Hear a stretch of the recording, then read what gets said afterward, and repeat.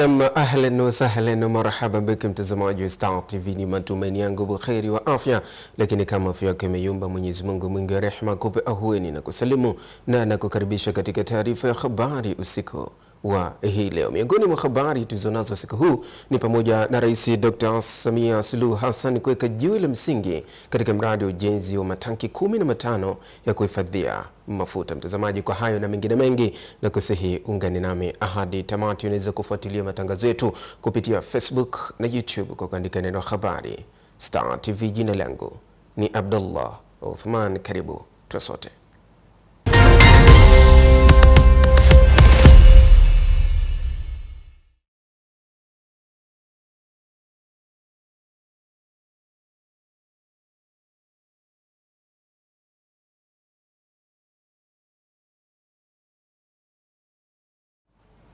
Na barabara kabisa mtazamaji, mchezo kwa utunzo. Tuanze na habari za kitaifa. Rais wa Ghana John Dramani Mahama ameonya watawala nchi za Kiafrika kwa kielelezo cha kulinda utu na haki za binadamu badala ya kuwa kikwazo na chanzo cha ukandamizaji wa watu wanaoongoza. Angelo Muleka ametuandalia taarifa kamili. Hotuba ya Rais Mahama anayetokea katika nchi ya Ghana inayosifika kwa kupiga hatua kubwa katika masuala ya haki za binadamu na demokrasia imesisimua wengi katika hafla ya ufunguzi wa mwaka wa Mahakama ya Afrika ya Haki za Binadamu na Watu mwaka 2026-27 na maadhimisho ya miaka 20 tangu kuasisiwa kwa mahakama hiyo. Pamoja na mambo mengine, amesema Afrika ijayo inapaswa kuimarisha misingi ya utu na watu wake, huku akionya watawala kuzingatia kuwa haki za raia ni haki za kuzaliwa na sio zawadi. Tuna orodha ya viongozi wa zamani Afrika waliokuwa watetezi wa haki za binadamu na rasilimali za bara hili, lakini tuliwapoteza kwa sababu ya mitazamo yao. Tunatakiwa kujiuliza, je, tunatakiwa kuendelea hivi? Je, hatuna jukumu la kusaidia kulinda na kusimamia utu wa watu wetu? Kuna ukweli pia, hata mahakama hazionekani tena kuwa huru. Watawala wanakuwa na madaraka ya kila kitu. Watawala wanajitajirisha. Tunatakiwa kuondoka hapo. Rais wa Mahakama ya Afrika ya Haki za Binadamu na Watu, Jaji Blaise Chikaya kutoka Congo Brazzaville, amesema katika kipindi cha miaka 20 ya uhai wa mahakama hiyo, pamoja na kushughulikia mashauri mengi yanayohusu haki za binadamu, bado mahakama hiyo inakabiliwa na changamoto kadhaa, ikiwemo mwitikio mdogo wa utekelezaji wa hukumu za mahakama hiyo. Kumekuwa pia na swala la uhaba wa rasilimali kifedha pamoja na vitu vingine mbalimbali, lakini pia kumekuwa swala la kiwango cha chini cha utekelezaji wa maamuzi ya mahakama,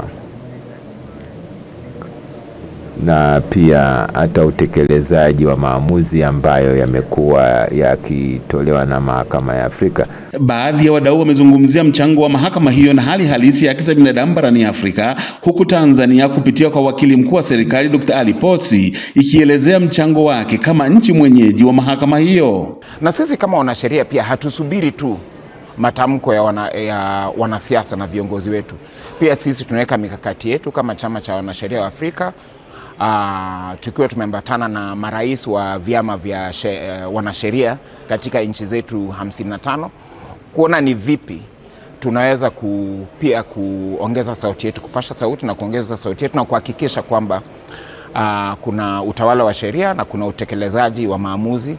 Huwa tunaendesha mashauri ambayo yanaikabili Tanzania katika mahakama hii, lakini pia vile vile kwa umuhimu kama mwenyeji na kama mdau wa mahakama hii, ofisi yangu imekuwa ni nyenzo muhimu au sehemu muhimu ya kushiriki katika tukio hili, ambapo pia ni uwakilishi wa nchi yetu. Pamoja na kuadhimisha miaka 20 ya uhai wake, mahakama hiyo itaendelea na usikilizaji wa mashauri mbalimbali yaliyopokelewa, ikiwa ni kikao cha 80 na cha kwanza kwa mwaka huu. Angelo Muleka, Star TV. Mtazamaji, tukisalia huko Arusha, mapema hii leo Rais wa Jamhuri ya Muungano wa Tanzania Daktari Samia Suluhu Hassan amefanya mazungumzo ya pande mbili na Rais wa Jamhuri ya Ghana Mheshimiwa John Dramani Mahama Ikulu Arusha. Mazungumzo hayo yamejikita katika kuimarisha ushirikiano wa kimkakati kati ya Tanzania na Ghana, hususan katika mageuzi ya kiuchumi, ajira kwa vijana na maendeleo ya uchumi wa kidijitali. Viongozi hao wamejadili umuhimu wa kuongeza thamani ya rasilimali za ndani badala ya kuendelea kuuza malighafi, ambako Rais Mahama ameeleza hatua zinazochukuliwa na Ghana katika kuimarisha usimamizi wa sekta ya madini na kakao kwa lengo la kuongeza mapato ya ndani na kukuza uchakataji wa ndani. Kwa upande wake, Rais Dr. Samia amesema Tanzania inaendelea kuharakisha mkakati wa uchumi wa viwanda, ikiwemo kuongeza thamani ya mazao ya kimkakati kama pamba na kuimarisha uchakataji wa madini, na kuongeza kuwa Tanzania ina nafasi muhimu ya kujifunza kutoka Ghana katika usimamizi wa rasilimali na sera za uchumi wa ndani. Kuhusu suala la ajira kwa vijana, marais hao wamekubaliana kuongeza ushirikiano katika maendeleo ya ujuzi, ubunifu na ujasiriamali, na kusisitiza umuhimu wa kuweka mazingira bora ya uwekezaji yatakayozalisha ajira endelevu kwa vijana wa pande zote mbili. Katika eneo la uchumi, Rais Dr. Samia amesisitiza dhamira ya Tanzania ya kuimarisha mifumo ya fedha ya kidijitali na usalama wa mitandao kama sehemu ya mkakati wa kujenga uchumi shindani na jumuishi. Amesema serikali inaendelea kuwekeza katika miundombinu ya tehama na kukuza ubunifu wa vijana, huku akieleza kuwa uzoefu wa Ghana katika sekta ya teknolojia ya fedha na ulinzi wa miundombinu ya kimtandao ni eneo muhimu la kujifunza na kushirikiana ili kuongeza ujumuishwaji wa kifedha na ufanisi wa huduma za kifedha nchini. Hali kadhalika, viongozi hao wamepongeza hatua ya kuimarisha usafiri wa anga wa shirika la ndege la Air Tanzania ATCL kati ya Tanzania na Ghana, wakisema kuwa hatua hiyo itarahisisha biashara, utalii na mwingiliano wa watu kati ya nchi hizo mbili, na kuongeza kuwa safari hizo za moja kwa moja zitachochea biashara sio tu ya Tanzania na Ghana bali pia ndani ya bara la Afrika. Rais wa Ghana yupo nchini kwa ziara ya kikazi siku moja, ambako leo tarehe 2 Machi 2026 anatarajiwa kuwa mgeni rasmi katika ufunguzi wa mwaka wa mahakama na maadhimisho ya miaka 20 ya Mahakama ya Afrika ya Haki za Binadamu na Watu yenye makao yake makuu jijini Arusha.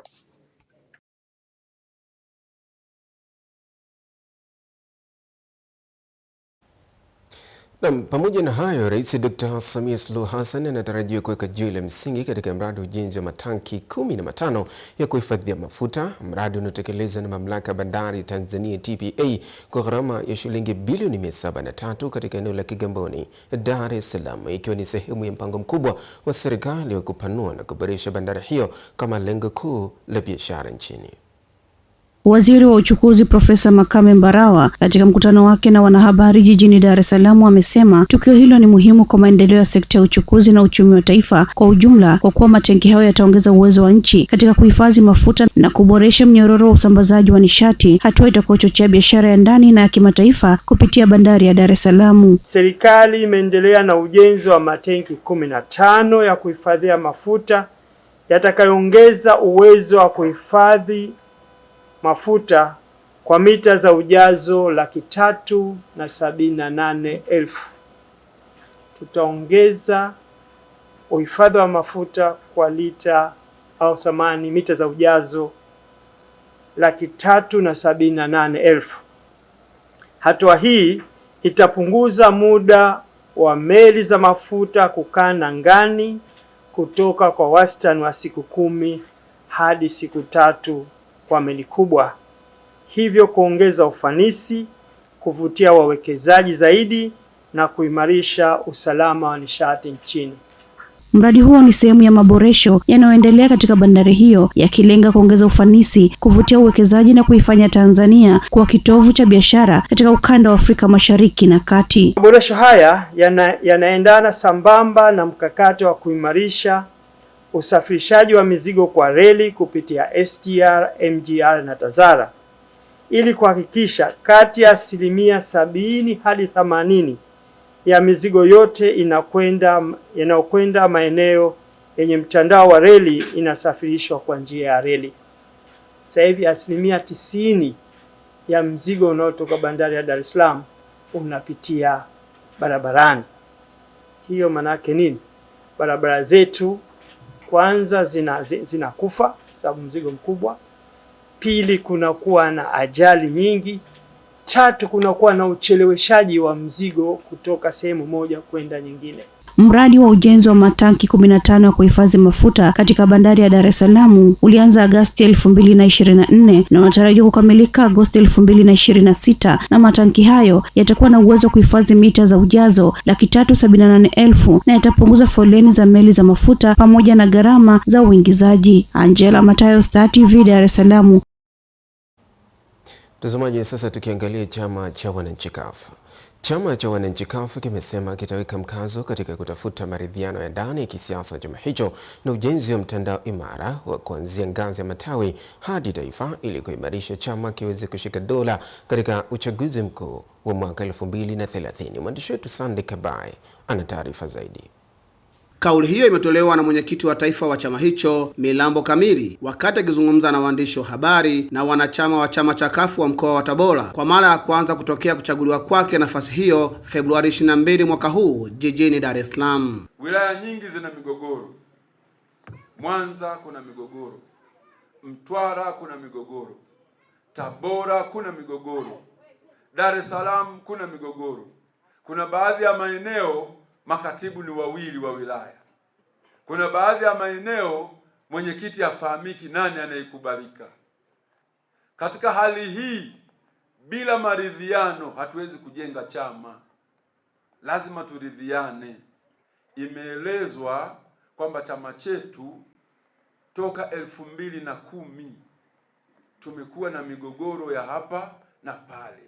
Mwenyekiti huyo wa chama cha CUF Taifa Kamili amesema maridhiano hayo kwa viongozi wa ngazi mbalimbali wa chama hicho yatasaidia kushika dola kwenye uchaguzi mkuu wa mwaka 2030. Sisi tumeona uchaguzi mkuu uliofanyika, pamoja na figisu na mambo mengine, kura za mgombea wetu wa urais hazikuwa nyingi, lakini tumetoka bila ya kuwa na mbunge hata mmoja.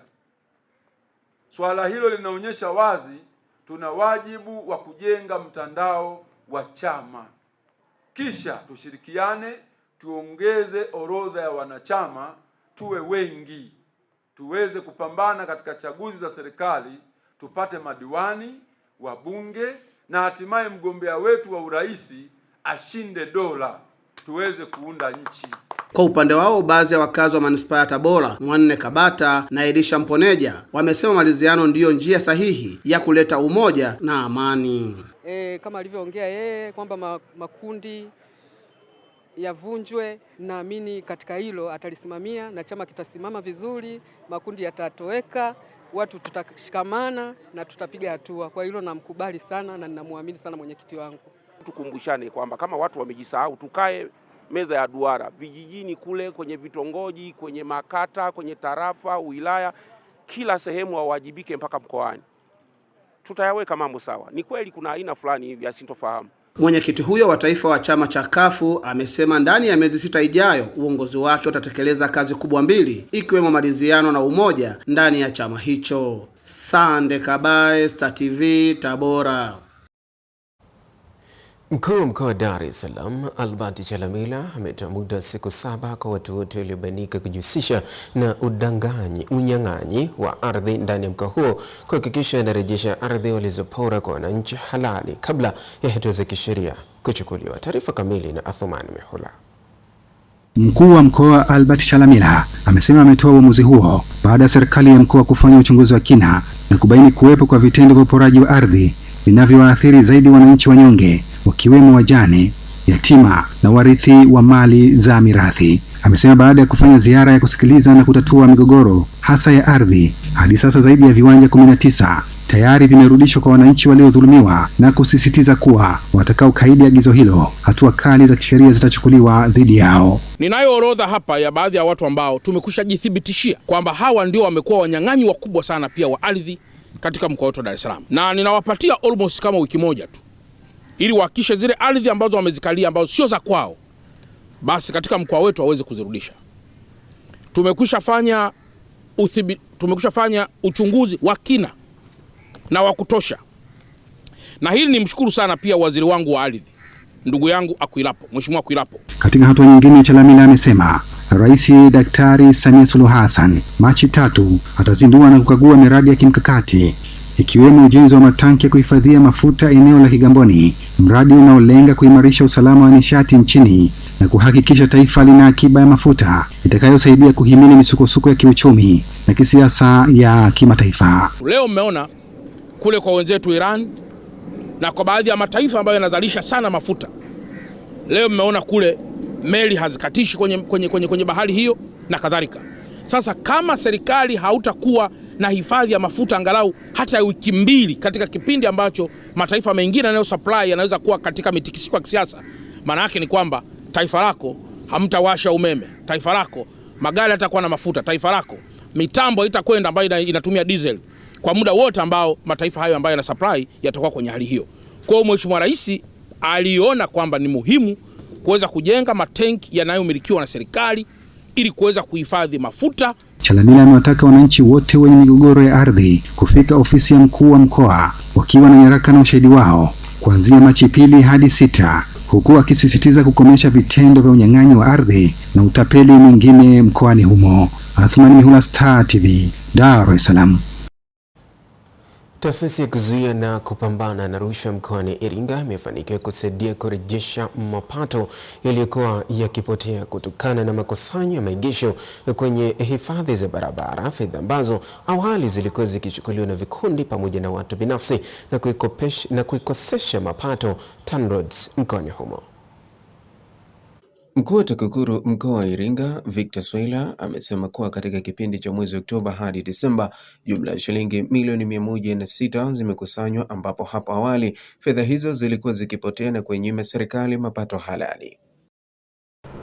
TAKUKURU mkoa wa Iringa katika kuhakikisha inasimamia kwa ukaribu ukusanyaji wa mapato katika kipindi cha Oktoba Disemba, ilisaidia TANROADS Iringa kupata makusanyo ya milioni 106,192,180 yatokanayo na matumizi ya hifadhi ya barabara TANROADS. Katika ufuatiliaji huo, TAKUKURU ikishirikiana na TANROADS iliweza kurejesha vyanzo hivyo kwenye usimamizi wa TANROADS, na kwa sasa makusanyo yanakusanywa kwa kutumia mfumo wa kidijitali, ambapo awali ilibainika watu binafsi walikuwa wanajifanisha na makusanyo haya.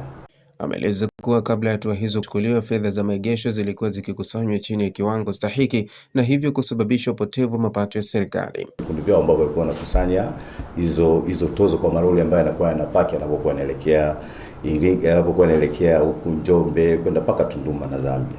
Kwa hiyo kilichofanyika pale, sisi tuliweza tu kukaa nao na kuangalia na kuambia kwamba hivi vyanzo vinatakiwa visimamiwe chini ya TANROADS, na tukaweka mfumo thabiti sasa na wenzetu wa TANROADS kwamba tukaelekeza kwamba sasa mnatakiwa makusanyo ya kusanyo kidijitali vizuri, mifumo iweko vizuri tuzikusanye. Kwa upande wake, mhandisi Michael Anyandwile ambaye ni msimamizi wa kitengo cha mipango TANROADS mkoa wa Iringa amesema hatua hii imesaidia kuimarisha usimamizi wa mapato ya umma na kuhakikisha fedha za serikali zinatumika katika maendeleo ya wananchi. Awali taarifa za vikundi hivyo na watu binafsi ilikuwa inaonyesha vikundi hivyo vilikuwa vinakusanya shilingi milioni 9 kwa mwaka, lakini baada ya TAKUKURU kuwezesha na TANROADS kusimamia kufuata sheria ya barabara ya mwaka 2007, TANROADS iliweza kuanza kukusanya pesa kiasi cha shilingi milioni 25 mpaka 27 kwa mwezi. Aidha, amesema juhudi zinaendelea kufanyika katika kuboresha na kukarabati maeneo hayo ya maegesho ili kuongeza ufanisi zaidi wa ukusanyaji mapato. Ni kweli TANROADS ina mpango mkakati wa kuboresha maegesho haya kwa kuweka vyoo bora, kufunga kamera kwenye maegesho hayo, kuweka taa na kuimarisha miundombinu, kuhakikisha madereva na magari yanayopaki sehemu hizo yanakuwa salama na yanakuwa matumizi bora kwa ajili ya kutunza mazingira na hifadhi ya barabara. Maeneo ambayo TAKUKURU imefanyia kazi ni pamoja na vituo vya Ndiuka, Ifunda, Ilula, Mtua na Ruaha Mbuyuni mkoani Iringa.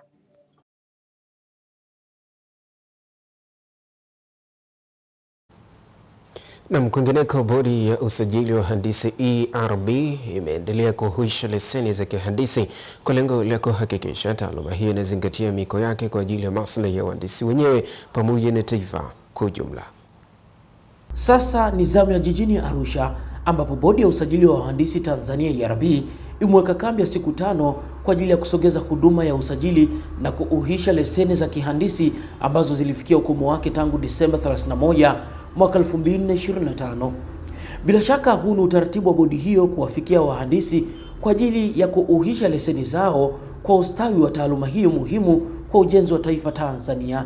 IRB tuko Arusha kwa ajili ya zoezi la uhishaji wa leseni kwa wahandisi, professional engineer na wale consultant engineers kwa kanda ya kaskazini ambayo inahuisha mikoa ya Kilimanjaro, Arusha, Tanga, Manyara pamoja na mikoa jirani. Zoezi hili hapa tuko kwa siku 5 kuanzia leo Jumatatu mpaka siku ya Ijumaa. Imeelezwa uhuishaji wa leseni za kihandisi ni takwa la kisheria na kwamba ni muhimu wahandisi kujitokeza kupata huduma hiyo. Tunajua uhandisi uko regulated, uhandisi lazima uwe na active practicing license. Kwa hiyo wahandisi wote ambao walishindwa kufika kwenye ofisi zetu za Dodoma au Dar, tumewasogezea huduma, tunaomba mfike kwa wingi. Tunashukuru kwa huduma ya bodi ya wahandisi iliyokuja hapa Chuo cha Ufundi Arusha kwa ajili ya kurenew leseni yetu, na imetusaidia kwanza kuwepo hapa Arusha. Ni zoezi la muda mfupi sana, ndani ya dakika 15 unakuta tayari usharenew leseni yako, na especially kama sisi ambao ni wahandisi ila pia ni walimu, imetusaidia kupata huduma hii kwa ukaribu na kwa ufanisi, na inatusaidia pia kufanya majukumu yetu mengine. Hata hivyo, kambi hiyo imewekwa katika Chuo cha Ufundi Arusha, ambapo pamoja na zoezi la uhishaji wa leseni, huduma nyingine muhimu kwa wahandisi zimedhihiri, ikifuatia na zoezi la kuwaapisha wahandisi. Sudi Shaban, Star TV.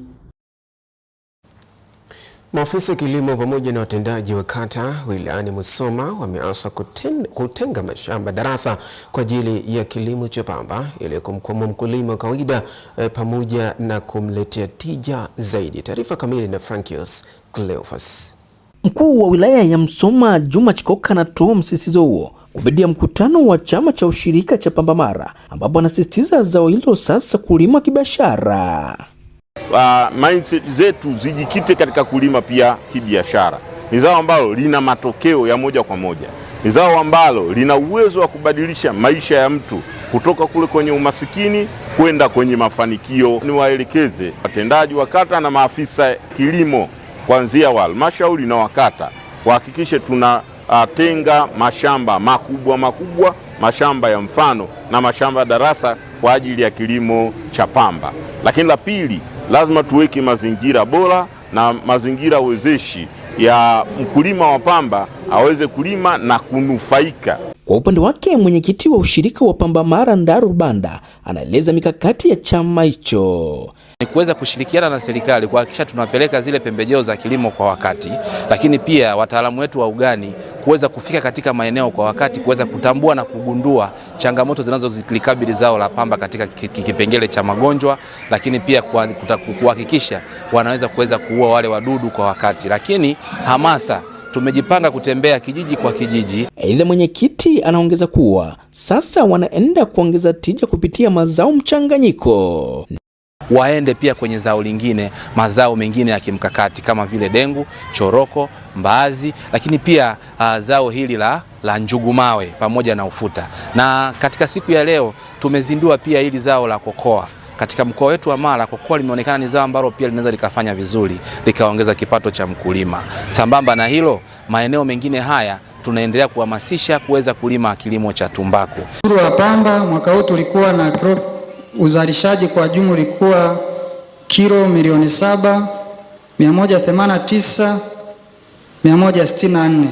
Ushuru wa dengu tulikuwa na kilo 4,452,799. Hapa Union inapata ushuru wake ni shilingi 11. Lakini tulikuwa na ushuru wa mbazi ambao zilikuwa ni kilo 36,348. Pata jumla tulikuwa na shilingi milioni 100,894,415. Nikiponti kutoka Musoma mkoani Mara, Frankius Cleophas, Star TV. Waumini wa dini ya Kiislamu wameaswa kujiepusha na lugha ambazo zinaweza kudhoofisha somo zao katika kipindi hiki cha mwezi mtukufu wa Ramadhani na kutenda mema yaliyoamrishwa katika kitabu chao cha Qur'an tukufu. Wito huo umetolewa jijini Dar es Salaam na Sheikh Mkoe Abdalla, kaimu mudaili wa madrasa Tadamuni inayosimamiwa na Sheikh mkuu wa mkoa wa Dar es Salaam, wakati wa iftari iliyoandaliwa na kampuni ya Puma Energy Tanzania, ikiwa ni sehemu ya matendo ya huruma na kurejesha kwa jamii. Amesema kufunga Ramadhani sio tu tendo la kuacha kula na kunywa, bali ni njia kujisafisha kiroho, kuimarisha imani na kuwa mtu bora mbele ya Mwenyezi Mungu na jamii. Waumini wa dini ya Kiislamu, kitu cha kwanza ambacho kimetawala kwa wanadamu ni maneno machafu. Pili, vitendo vichafu. Tatu, kuonekana maeneo unayoweza kutuhumiwa. Kama ukiwa muumini na wewe umefunga, basi tembea katika maeneo ambayo yako salama, na yote akikuona anakuwa yuko huru na unamsalimisha, hawezi kukudhania chochote kibaya. Mkurugenzi mtendaji wa kampuni hiyo Fatuma Abdalla amesema futari hiyo inawezesha kutambua umuhimu wa wadau na jamii katika utekelezaji wao wa kutoa huduma nchini. Fikiria tukasema mara nyingi Ramadhani ni kukaa karibu na wale wahitaji, wenye mahitaji maalum, ambao hapa kwa sisi tumechukua kundi la watoto yatima, tukasema tukae nao, tufuturu nao, na pia tuwape kidogo tulichojaliwa na wao wende wakafurahi hawa watoto. Kwa hiyo tumefanya ili kuwa karibu na jamii yetu, ambayo kama kawaida sisi kama Puma tunakuwa karibu ya jamii, tunafanya mambo mengi kwa jamii, lakini hili ni moja hapo ambao tumeamua kulifanya mwaka huu kitofauti zaidi ya miaka mingine ambayo tumekuwa tukifanya. Katika hatua nyingine, Fatma amesema wanaendelea kuongeza mtandao wa vituo vya upatikanaji wa gesi asili CNG nchi nzima. Mbwana Shomari, Star TV, Dar es Salaam. Namna chuo cha mafunzo ya ufundi stadi VETA Moshi kimepokea kompyuta 15 zenye gharama shilingi milioni 52 kutoka kwa washirika wa maendeleo wa nchini Japan, ambapo kompyuta hizo zinatajwa kuwezesha ufanisi wa kujifunzia kwa wanafunzi wanaosoma chuoni hapo.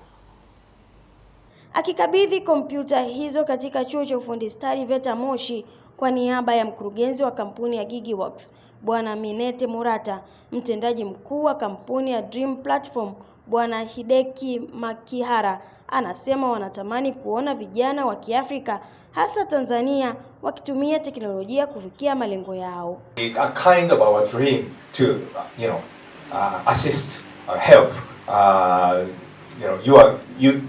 your student and your people. And now our dream came true today. And please understand, these computers are very expensive and very important. But what is more important is our heart. Murata-san's heart and our heart and the Japanese people's heart. We want to assist you. And we want to cooperate, develop our friendship more. And we want people in Tanzania, in particular young people in Tanzania, to catch your dream through these computers. Kwa upande wake mkurugenzi wa vyuo vya ufundi stadi VETA kanda ya Kaskazini Monica Mbele anasema kompyuta ni muhimu kwa wanafunzi wanaochukua kozi mbalimbali katika vyuo vya VETA, huku mkuu wa chuo cha VETA Moshi Mhandisi Lupakisio Mapamba anasema jinsi vifaa hivyo vitakavyosaidia katika kujifunza chuoni hapo. Mitaala inayotolewa au mafunzo ya ufundi stadi yanayotolewa kwenye vyuo vyetu vya VETA Moshi, mbali ya kusoma fani husika, mwanafunzi pia anahitajika kujifunza kompyuta. Kwa sababu ulimwengu huu sasa hivi wa sayansi na teknolojia, matumizi ya kompyuta ni kwa kila mtu. Kwa hiyo wanafunzi wetu pia wanajifunza kompyuta ili waweze kuwasaidia kwanza kutafuta material mbalimbali ya kujiongezea kutokana na kile ambacho walimu wamewafundisha, lakini vile vile wao kama mafundi sasa mafunzo ya kompyuta na utumiaji wa kompyuta unawasaidia katika masuala mengi, hata kutafuta wateja, lakini vile vile kuangalia vifaa vilivyopo kwenye soko na kadhalika. Kupitia kompyuta hizi ambazo tumezipokea siku ya leo zina maana sana kwenye taasisi ya VETA Moshi. Ukizingatia VETA Moshi ni miongoni mwa vyuo vikubwa ambao vina wanafunzi wengi. Tuna wanafunzi wote karibu 800 na kitu, wanafunzi wa bweni 500 na kitu. Kwa kwenye kupitia hizi kompyuta 10 ni ongezeko, kompyuta hizi 15 ni ongezeko la kompyuta karibu 40 tulizokuwa nazo. Zinatupunguzia ile dhahama ambayo tulikuwa tunaipata kutoka kwa wanafunzi kwa kukaa wanafunzi zaidi ya mmoja kwenye kompyuta moja. Diana Rose Chaz, Star TV, Kilimanjaro. Na mtazamaji, taarifa yake Diana Rose Charles zinatupeleka mapumziko mafupi. Tutakaporejea hapo tutakuwa ni sawa jicho letu mkoani. Tafadhali endelea kubaki nasi.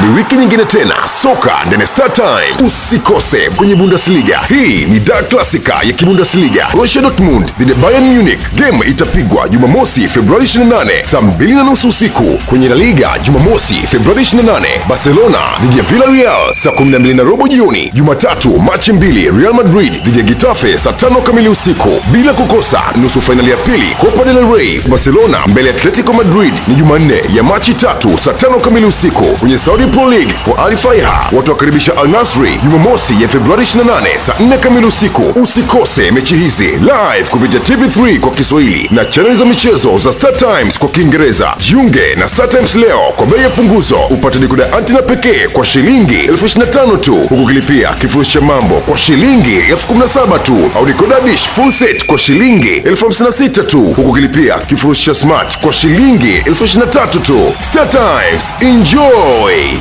digital life. Nimefanikiwa kupata kazi kwa muda baada ya kutumia platform ya Nafasi. At first nilidhani ningeweza kuona list za kazi na kuweza kuapply mwenyewe kwenye app, lakini nikaelewa kuwa app yenyewe ina apply kwa niaba yangu. Nikaweza kupata taarifa za interview na kujua nimechaguliwa kufanya interview zipi kwenye app. Kupitia Room Your God ilirahisisha zoezi zima kuwa rahisi tofauti na mwanzo. Sekta ya michezo ya kubahatisha inakuwa kwa kasi hapa Tanzania. Fahamu kuwa michezo ya kubahatisha inasimamiwa na kudhibitiwa ipasavyo na GBT ambayo ilianzishwa kisheria ili kuhakikisha kuwa sekta inaendeshwa kwa kufuata sheria, taratibu na kanuni, inachangia katika maendeleo ya taifa letu na jamii inalindwa dhidi ya athari zozote zinazoweza kujitokeza. GBT hii ndio mamlaka pekee hapa nchini yenye jukumu la kutoa leseni za michezo ya kubashiri, mashine za slot yani dubwi, kasino, bahati nasibu ya taifa na promotion zote za biashara zinazoendeshwa na makampuni na mashirika mbalimbali. Vile vile GBT inaishauri serikali juu ya viwango vya kodi. Pia inasimamia ushindani wa haki na kutatua migogoro baina ya waendeshaji na wachezaji. Elimika kaka, elimika dada, michezo ya kubahatisha ni burudani, sio mbadala wa kazi na ni marufuku kwa watu wa chini ya umri wa miaka 18. Ujumbe huu umeletwa kwenu na Bodi ya Michezo ya Kubahatisha Tanzania, GBT.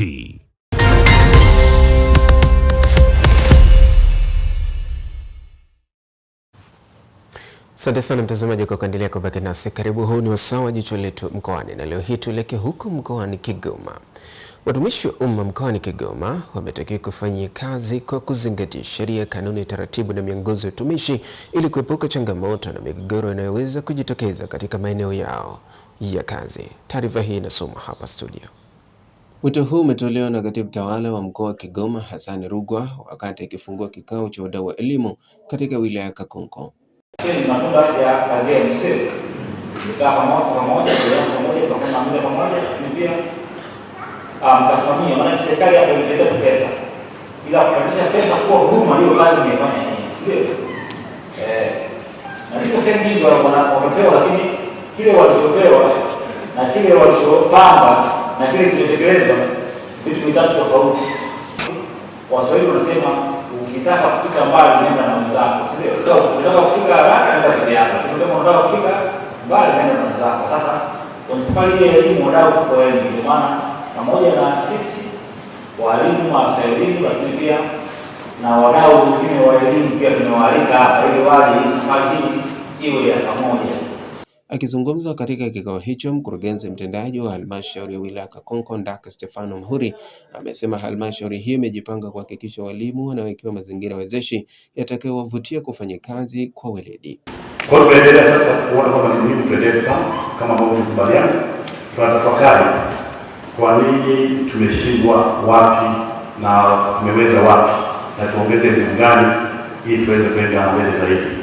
Lakini pamoja na kufanya huko, huwa tunawapongeza wenzetu ambao baada ya kutoka hapa wanaenda kuifanyia kazi mikakati yetu na wanahamu kutoka eneo waliokuwepo wanafanya vizuri zaidi. Kwa hiyo tuna motisha ya kuweza kuwapongeza ili watia moyo ili waendelee kufanya vizuri zaidi. Baadhi ya wadau wa elimu waliohudhuria kikao hicho wameiomba serikali kutatua changamoto mbalimbali zinazokabili ikiwemo malimbikizo ya mishahara na kuboreshewa maslahi yao. Mgeni rasmi, walimu wa Kakonko wana changamoto moja kubwa, wanaidai serikali madeni makubwa ya miaka mingi. Kwa hiyo tunaomba mgeni rasmi, kwa kuwa unakaa vikao vikubwa na wizara mbalimbali zinazohusika na walimu, tunaomba ajira inapokuja, kwa sababu wanajua wanaweza kwa idadi, watusaidie na pesa za kujikimu zikaja kwa wakati na mwalimu asikate tamaa. Mheshimiwa Mwenyekiti, mimi mwenyewe ni mwalimu na huwa tunaamini kwamba mwalimu akiwa yuko vizuri kisaikolojia, ametulia, hata chini ya mtu anaweza kufundisha na watoto wakafaulu. Kikao hicho kimehudhuriwa na wadau mbalimbali wa elimu ikiwemo walimu, taasisi za kifedha, wazee maarufu, viongozi wa dini na viongozi wa vyama vya siasa, lengo likiwa ni kufanya tathmini na kuweka mikakati ya kuboresha na kuinua kiwango cha ufaulu na kukuza taaluma katika wilaya hiyo.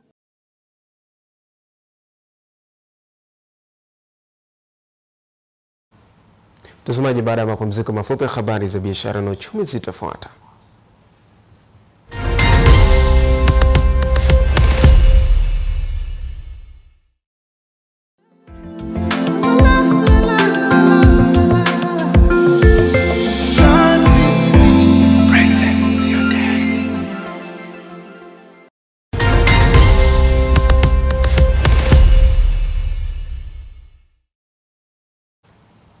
Mtazamaji, asante sana kwa kuendelea kubaki nasi. Karibu sana, hizi ni habari za biashara na uchumi.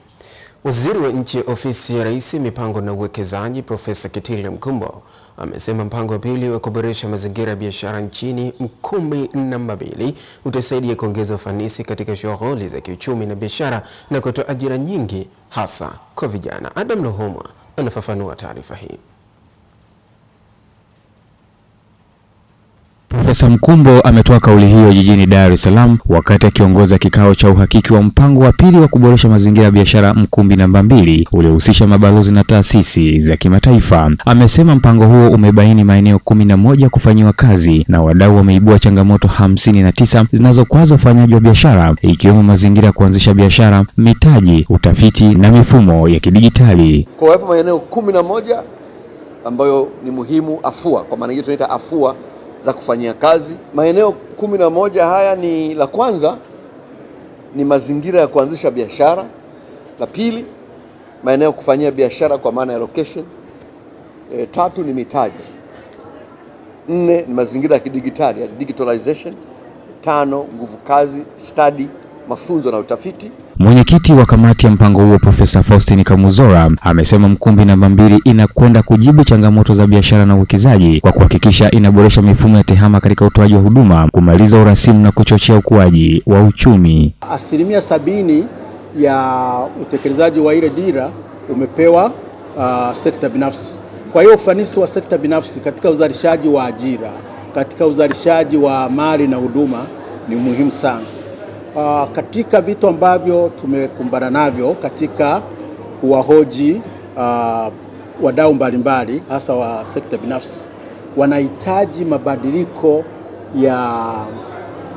ya mtazamo kuhusu, kwa mfano, wale ambao wako serikalini waone sekta binafsi kama mshirika. Katika hatua nyingine, Waziri Mkumbo amesema ni muhimu kwa nchi za Afrika kuunganisha nguvu ya pamoja katika ujenzi wa uchumi imara na shindani badala ya kila nchi kutekeleza mipango yake peke yake. Katika hatua ya sasa ni muhimu sana bara la Afrika kukuza ushirikiano katika biashara. Lazima tufanye biashara kwanza sisi kwa sisi, kwa sababu soko la kwanza la biashara ni sisi wenyewe. Wenzetu ukiangalia Amerika wameungana kama Amerika, ukienda Ulaya wameungana kama Ulaya na wanafanya negotiations kama block. Kwa hivyo Afrika pia lazima tukuze sana ushirikiano katika eneo la biashara na uwekezaji ili tuende kama timu moja. Aidha, imesisitizwa kuwa hatua hiyo ni sehemu ya maandalizi ya kutekeleza dira ya taifa ya 2050. Adam Luhomwa, Star TV, Dar es Salaam. Tazamaji, habari za mataifa mbalimbali zinafuata.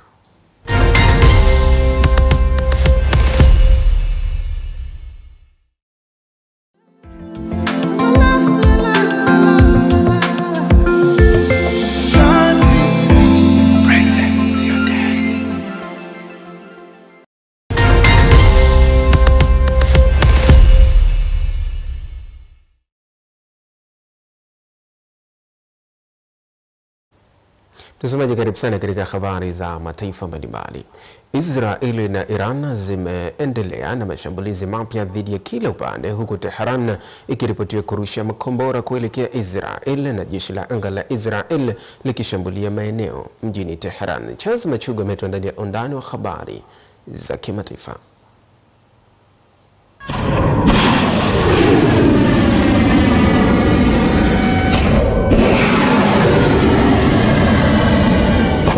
Kwa sasa hali ya mashariki idhoofu.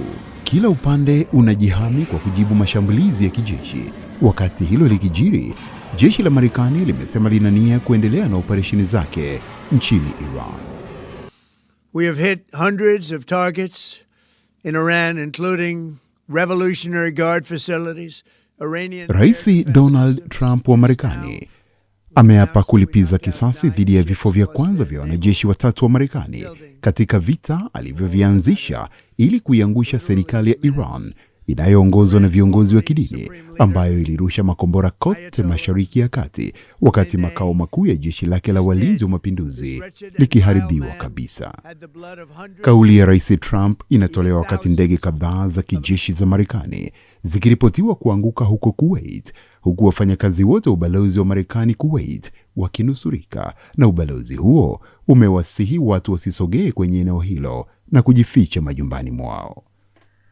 Kufuatia ghasia hizo, bei ya mafuta imepanda Jumatatu hii, huku masoko ya hisa yakiporomoka kutokana na kishindo cha mashambulizi ya kijeshi ya Marekani na Israel dhidi ya Iran yaliyoanza Jumamosi. Hatua hii inakuja huku Israel ikizindua wimbi jipya la mashambulizi huko Tehran, huku ikiendelea kulenga shabaha kule Iran, siku moja baada ya kiongozi mkuu wa nchi hiyo Ayatollah al-Hussein Javad Khamenei kuuawa pamoja na maafisa 7 wa ngazi ya juu kiuongozi. Tukiangazia Lebanon. Baada ya siku 2 za mashambulizi na mashambulio ya kujibu, mzozo wa Mashariki ya Kati unazidi kutanuka. Mashambulizi ya Israel yamewaua watu wasiopungua 31 kufuatia milipuko ya maroketi yaliyofyatuliwa na kundi la wanamgambo wa Hezbollah linaloungwa mkono na Tehran baada ya kuuawa kwa kiongozi mkuu wa Iran. Jeshi la Israel limeonya kuhusu mashambulizi zaidi baada ya Hezbollah kufyatua risasi nchini Israel. Waziri Mkuu wa Lebanon amelaani mashambulizi ya roketi ya Hezbollah. Hapo awali Hezbollah ilidai kuhusika na mashambulizi katika eneo la Israel. Kundi hilo lenye silaha linasema mashambulizi yake yalikuwa ya kulipiza kisasi kwa mauaji ya kiongozi mkuu wa Iran, Ayatollah al-Khamenei. Kwingineko, idadi ya vifo vinavyotokana na vurugu zilizozuka mwishoni mwa juma nchini Pakistan kufuatia mauaji ya kiongozi mkuu wa Iran imefikia kiasi cha watu 25. Maandamano ya kuunga mkono ya Iran yalianza kwa amani, lakini baadaye yaligeuka kuwa ghasia katika miji kadhaa ya Pakistan kufuatia mauaji ya kiongozi mkuu wa Iran. Maandamano haya yamezuka katika miji kadhaa mikubwa ya Pakistan, ikiwemo mji wa kusini wa Karachi, ambako baadhi ya waandamanaji walijaribu kuvamia majengo ya balozi za Marekani. Ghasia zilianza punde tu baada ya mamia ya waandamanaji wanaounga mkono Iran wakijaribu kuingia katika ubalozi wa Marekani na hivyo kuchochea makabiliano na polisi. Maandamano hayo pia yalifanyika katika mitaa ya mji mkuu wa Islamabad, ambako watu 2 wanaripotiwa kuuawa. Na sasa tuweke nukta kubwa katika habari hii. Balozi wa Iran katika shirika la ulinzi wa nyuklia la Umoja wa Mataifa amesema Israel imeshambulia vituo vya nyuklia vya Tehran jana Jumapili. Mkuu wa shirika la kimataifa la kudhibiti nishati ya nyuklia Rafael Gross amesema shirika hilo haliwezi kukataa uwezekano wa kutolewa kwa mionzi kutoka vituo vya nyuklia vya Iran na matokeo yake ni makubwa. Wajumbe katika shirika la nyuklia la Umoja wa Mataifa wanafanya mkutano huu wa dharura kufuatia mashambulizi ya Marekani na Israel dhidi ya Iran. Balozi wa Iran katika shirika hilo, Reza Najafi, amelaani vitendo vya Marekani.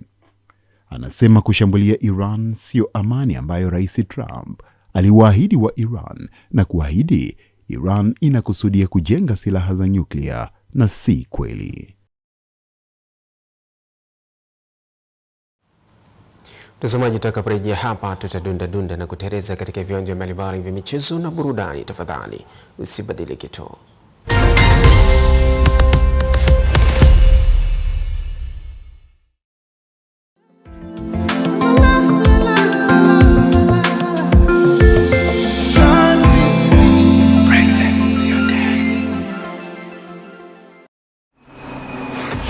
By the way, Dad, nimepita pale ofisini, nimewambia mimi sitaki tena kazi. Mtoto mshenzi sana huyu. Kwa ulikuwa unanigombanisha na Kendrick ili utembee naye wewe. You forgot that I'm your sister. Kifua changu kimebeba mambo mengi sana kwa ajili yako. Usidhani unavyonivua nguo hapa unanitumia. Mimi ndio nakuinua ili kupunguza shida zako. Do you hear me, Captain?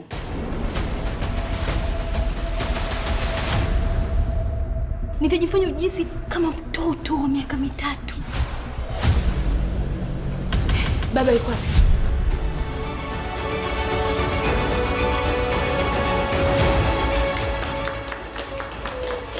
Ni wakati wa kusalisha misa ya marehemu. Sitoweza kufungisha ndoa hii.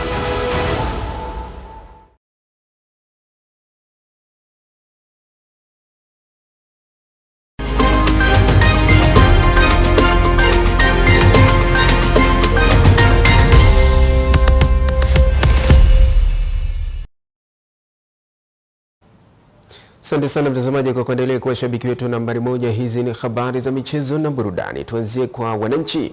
Kocha mkuu wa klabu ya Yanga Pedro Gonçalves amesema kucheza michezo ya ligi kila baada ya siku 3 kumechangia kikosi chake kuandamwa na majeruhi ambao wamechangia kupata alama 1 dhidi ya mtani wake klabu ya Simba katika mchezo wa ligi kuu ya NBC uliochezwa kwenye uwanja wa New Amani Complex huko Zanzibar. Pedro amesema majeraha yanayoandama wachezaji wake yanachangia kushuka kwa kiwango cha uchezaji na kuwakosa wachezaji muhimu ambao watampatia matokeo ya ushindi. Endelea kusonga mbele. Mipira ya kuotelea daima inaonekana kuunda machafuko mengi kwenye kikoboksi letu, kuwasumbua, kuwashinikiza mabeki wetu. Kwa hiyo tunaweka wachezaji wengi ndani ya boksi la golikipa kuunda kitu daima katika kona zote. Mipira yote ya kuotelea karibu na boksi, lakini mwisho wa siku nadhani tunapaswa kuwa na kujiamini. Tunaongoza ligi, tuna mechi 19 za ligi zilizobaki. Kwa hiyo itakuwa mbio ndefu na tunaongoza ligi. Tunapaswa kuwa tayari kwa mbio hiyo ndefu hadi mwisho. Kocha mkuu wa klabu ya Simba Steve Barker amesema alama 1 waliopata mbele ya mtani wao wameongezea kasi kikosi chake katika kuwania ubingwa wa ligi hiyo ya NBC msimu huu. Kwa 100% ninaamini unajua pointi 5 ni pointi 5, hivyo tunapaswa kurudi. Inatuacha na nafasi ndogo kabisa ya mwafaka. Inamaanisha kwamba tunapaswa kushinda mechi nyingi na kuendelea kushinikiza na kwa matumaini. Unajua kama vijana watashindwa, hata Azam unajua hatuwezi kuacha, lakini pia wapo ndani ya uwezo, hivyo ni juu yetu kuonyesha uthabiti na kushinda mechi za mpira, na kwa matumaini najua mwisho wa ligi tutakuwa kati ya nafasi ya kushindana na kushiriki kwenye mbio za titi. Mameneja habari na mawasiliano wa klabu hizo kongwe hapa nchini, kila mmoja ameibuka na mtazamo wake baada ya mchezo huo kuhitimika. Ukiangalia dakika 90 zote tulikuwa bora sana tena sana. Kuanzia kipindi cha kwanza tu uliona mpinzani wetu alishaona maji haya ni marefu na akaanza kupoteza muda, na kwa mara ya kwanza kwenye historia mpira wa miguu mchezaji bora wa mechi amepewa kwa sababu ya kupoteza muda vizuri. Wao watakuwa wanajilaumu zaidi kwa nini hawajashinda mchezo kuliko sisi. Sisi hatukucheza katika kiwango chetu kabisa, tulikuwa tuko chini, tulikuwa na makosa mengi, lakini alhamdulillah timu kubwa ina wachezaji wakubwa katika nyakati ngumu, mchezo mkubwa tumeweza kuwa na golikipa mzuri, tumeokota alama 1 ndivyo bingwa anapocheza. Katika situation ngumu tumeweza kupata point, maisha yanaendelea. Licha kulazimishwa suluhu na mtani wake, klabu ya Yanga imesalia kileleni mwa msimamo wa ligi ikiwa na alama 29, huku wekundu wao wa Msimbazi klabu ya Simba ikipanda hadi nafasi ya 3 mwa msimamo wa ligi kuu ya NBC msimu huu ikiwa na alama 24. Bora Shomari, Star TV, Dar es Salaam.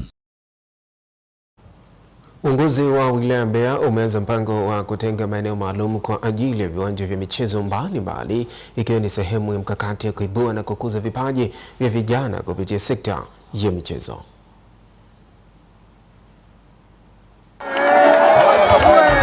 Katika fainali ya mashindano ya soka ya wanafunzi wa Chuo Kikuu cha Katoliki Mbeya KUCOM, mwakilishi wa mkuu wa wilaya Mbeya John Mboya anasema kutengwa kwa viwanja vya michezo na kujengwa kutakuwa na manufaa makubwa kwa wanamichezo. Tumekuwa tukitenga maeneo ya wazi kwa ajili ya kuweka kwa ajili ya miundombinu ya michezo.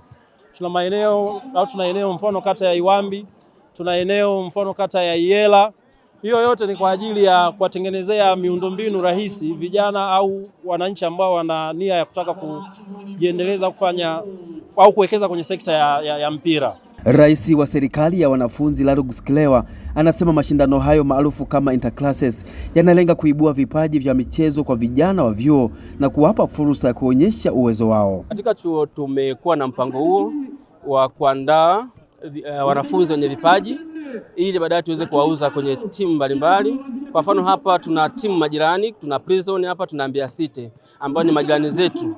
Kwa tunategemea tukishawaibua hapa basi watakuwa rahisi kwenda pale. Naye waziri wa michezo na burudani wa chuo hicho Joseph Mlundi ameeleza kuwa mashindano hayo yameambatana na zawadi mbalimbali kwa washindi ikiwa ni motisha kwa wanafunzi kushiriki zaidi katika michezo hiyo. Zawadi ya kwanza, mshindi wa kwanza anapata $1,000,000, kombe, jezi pamoja na medali. Mshindi wa pili tumeandaa jezi $500,000 pamoja na medali. Kwa kimsingi mwaka huu mashindano haya tumeyapa thamani ili vijana waone umuhimu wa kucheza michezo. Tumeandaa michezo mbalimbali, tulikuwa na mchezo wa mpira wa miguu, mchezo wa pete pamoja na volleyball na football. Kwa sasa michezo inatajwa kuwa si burudani tu bali ni chanzo muhimu cha ajira na maendeleo ya vipaji kwa vijana duniani. Laudence Simkonda, Star TV, Mbeya. Mama kimbau mbau, zoto shangeni. Mama kimbau mbau.